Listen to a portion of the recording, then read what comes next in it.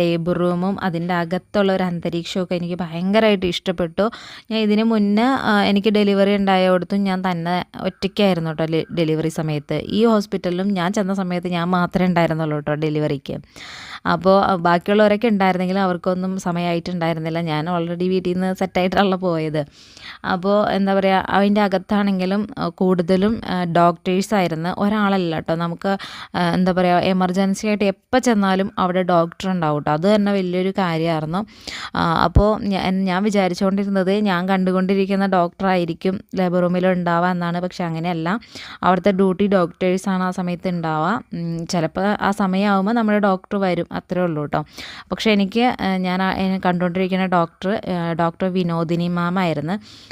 അപ്പോൾ ആ ഡോക്ടറെ കാണാഞ്ഞിട്ട് എനിക്ക് ഭയങ്കര സങ്കടമായിരുന്നു കേട്ടോ. കാരണം ആ ഡോക്ടറോടുള്ള ഇഷ്ടം കൊണ്ടാണ് ഞാൻ ശരിക്കും പറഞ്ഞാൽ അലസേറിൽ കണ്ടുകൊണ്ടിരുന്നത് കേട്ടോ. ഞാൻ ഭയങ്കര ടെൻഷനിലാണ്